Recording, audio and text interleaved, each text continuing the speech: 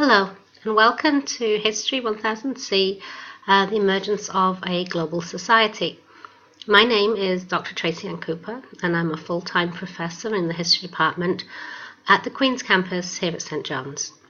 My area of expertise is medieval Europe and church history, but I'm also very committed to teaching world history and helping students like yourself who may have no particular interest in history or who have had bad experience with history in high school to help them to navigate what can seem like a confusing mass of people, places and events.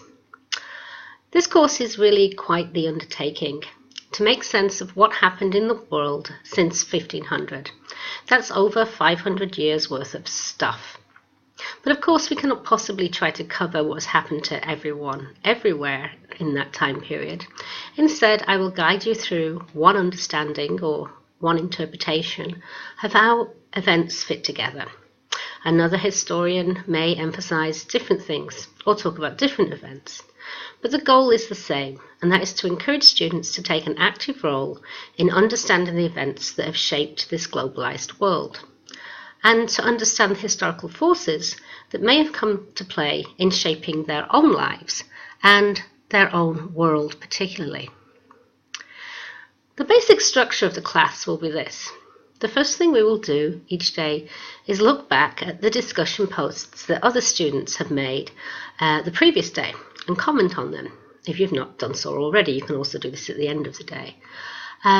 This is crucial. Not only is it 10% of your grade that's allocated for this, but it also means that you're not just taking a correspondence course in isolation, but that you're actually participating with other students in an online classroom environment. The next thing you'll do is watch the video I've made to introduce the readings for the day, a video like this one. This doesn't seek to be comprehensive. It's not a long hour, 2 hour long lecture. I would try and keep most of the videos under 10 minutes. But what I want to do is provide you with an overview of the most crucial points from the readings and the structure of the chapter in the textbooks, and then how the primary source readings from the source book should be regarded in light of the textbook chapter. Obviously, the next thing you have to do is actually do the readings, and there's just no getting around this. This is no more than I would require in a standard in-class class, but with an online class you have to be a bit more personally responsible for letting me know that you've understood the material and that you're progressing well in the class.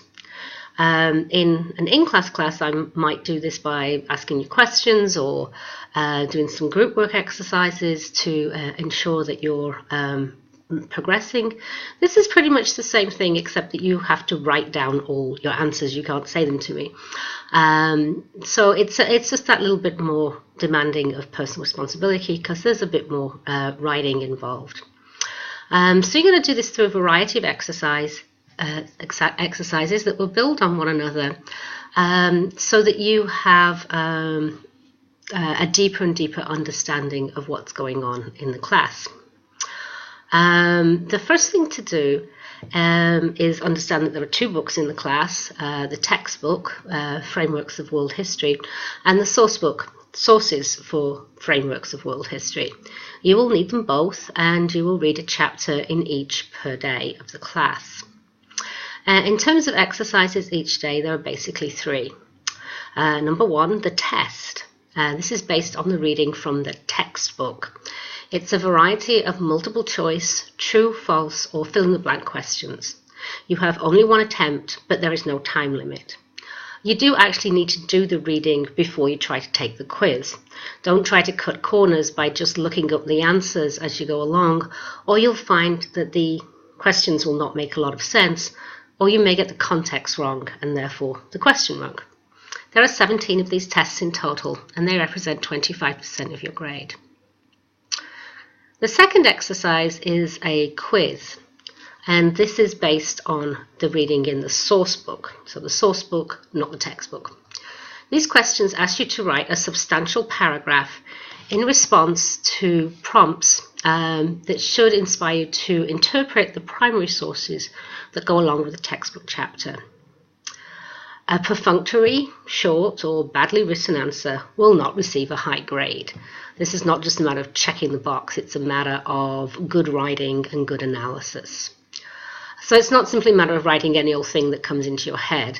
It requires you to understand the source in light of the background which you've written in the textbook, and then be able to express your understanding.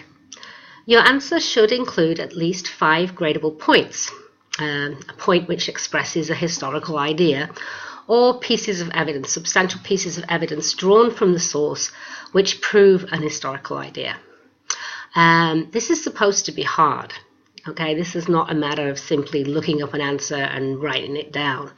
Okay, this is doing real history as opposed to just learning and repeating. This is college level history. Expect to write about 2 to 2.5 pages combined for all the questions per chapter of the source book.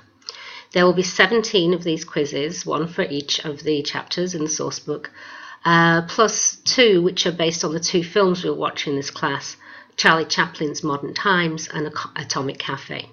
And together these quizzes represent 25% of your grade.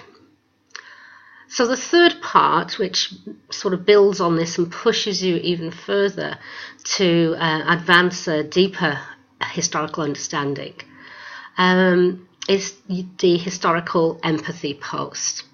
But hopefully this will provide both some light relief and also the opportunity for some deeper reflection in this course. For this exercise, you're asked to imagine that you are one of the historical characters talked about in the source, or one of the writers of the sources.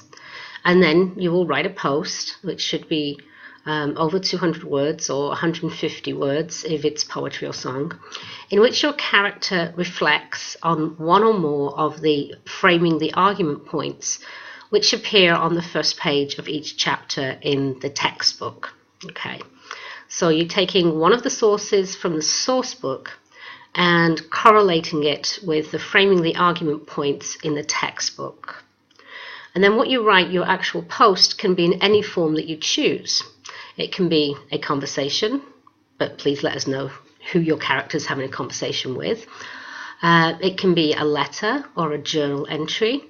It can be a story that they're telling, again, provide us with the context, or a poem or a song. Be as creative as you want. That's not an exhaustive list. It's important to note, very important to note, that it's totally understood by everyone in the course, or at least it should be, that what you express in this exercise is supposed to be the view of your character and not your own view. Thus, if the source you've chosen to use is Hitler, from the writing of his Mein Kampf, and that is one of the sources we'll be looking at, we all know that what you express is your understanding of Hitler's thoughts and they're not your own thoughts, okay? This is very, very important to understand straight off. So these posts are also worth 25% of your grade. The final 15% of your grade will be for your final. And this in some ways will reflect your understanding of the patterns and principles which are highlighted in the margins of your textbooks. As you go through, you'll see a little box that says patterns and principles, and it will be based on those. And on the boxes also in the textbook that talk about issues in doing world history. And you'll see these 1 per chapter as you go through. The format of the final is yet to be decided, and we'll do this a little later on in the course via a vote.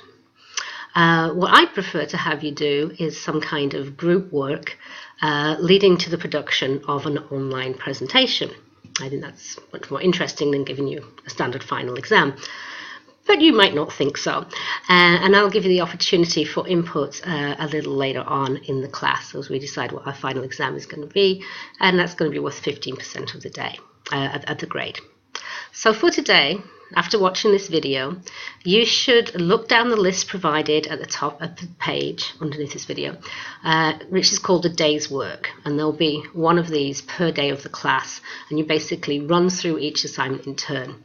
And it's important to note that your work for the day, you should scroll down through it. It's not just what you can see on the opening page. There's several things to look at. So if anything is not clear, then please email me. But please make a good faith attempt to try to work it out yourself first. Sometimes if I write an email back trying to explain it to you, it's no clearer than it would have been if you'd sat down and spent 2 or 3 minutes just poking around and trying to figure something out. Okay, so welcome and let's begin.